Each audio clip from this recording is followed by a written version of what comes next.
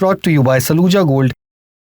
भारत का सबसे भरोसेमंद Saluja gold TMT bar. Saluja gold TMT। अब सही पकड़े हो कॉन्ट्रैक्टर बाबू, मजबूती सब कुछ है। ईरान के supreme leader Ayatollah Mushtaba Khamenei जिंदा हैं। पूर्व सुप्रीम लीडर और इनके पिता अली खामेनेई की मौत के बाद ईरान की कमान इन्हें सौंपी गई थी, लेकिन जंग शुरू होने से लेकर अब तक ना इन्हें देखा गया और ना ही इनका कोई सार्वजनिक भाषण या फिर कोई मैसेज आया है। केवल चिट्ठियों के जरिए उनकी बातें ईरानी नागरिकों तक पहुंचाई जाती हैं।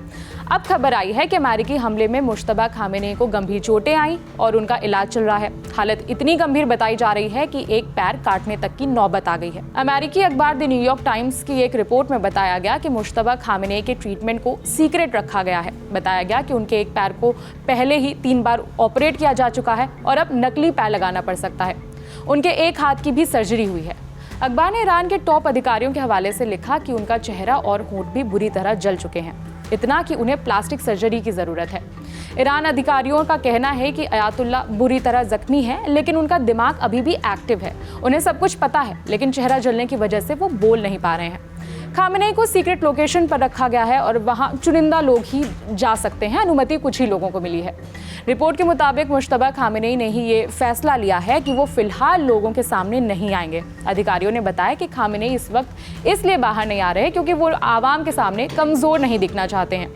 रिपोर्ट में यह भी दावा किया गया कि खामेनेई तक सील्ड लिफाफों के जरिए जरूरी मैसेजेस पहुंचाए जा रहे हैं। कुछ अधिकारी उनसे इसलिए भी नहीं मिलने आते ताकि इस मूवमेंट को कोई ट्रेस ना कर सके, इजराइल इस मूवमेंट को देख ना सके। अब ऐसे में ये सवाल लाजमी है कि ईरान की कमान फिर किसके हाथ में है।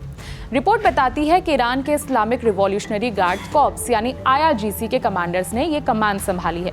राष्ट्रीय सुरक्षा, जंग और कूटनीति से जुड़े सारे फैसले IRCG के हाथों में हैं। बताया कि अयातुल्ला से सलाह लेने के बाद ही इस फैसले को लिया गया है, लेकिन ये भी कहा गया कि मुश्तबा खामेनेई का IRGC पर पूरा कंट्रोल नहीं है। रिपोर्ट में यह भी दावा किया गया कि ईरान की सरकार में मंत्रियों की शक्तियां भी लिमिटेड कर दी गई हैं, कम कर दी गई हैं। ईरान के राष्ट्रपति मसूद पेजेश्कियान और विदेश मंत्री अब्बास अरागची को दरकिनार कर दिया गया है। उन्हें घरेलू मुद्दे यानी देश के अंदर चल रही चीजें संभालने के लिए दी गई हैं, जबकि संसद के स्पीकर मोहम्मद बाकिर कालिबाफ ईरान को लीड कर रहे हैं।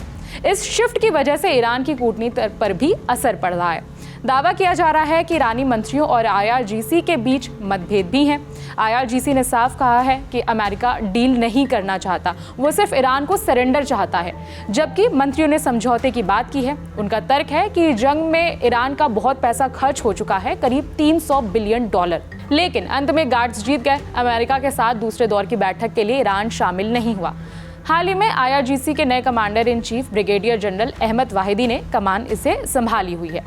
कालिबाफ ने बताया कि अमेरिका के पीस प्लान पर अयातुल्ला की राय ली गई है। जब अयातुल्ला अली खामेनेई की मौत हो गई तो सिस्टम में गैप क्रिएट हो गया था, जिसके बाद IRGC के गार्ड्स ने एक रैली निकाली। अली खामेनेई के बेटे को तीसरा अयातुल्ला बनाने में इनकी बहुत बड़ी भूमिका रही है। स्ट्रेट ऑफ हॉर्मुज बंद करने और अरब देशों पर हमला करने का फैसला भी इन्हीं गार्ड्स का था, और ऐसा पहली बार हुआ जब ईरानी डेलीगेशन में IRGC के इतने सारे गार्ड्स ने हिस्सा लिया था। इस खबर में फिलहाल इतना ही। खबर लिखी हमारे साथी शुभम ने। मेरा नाम है विभावरी। देखते रहिए द लेलन टॉप।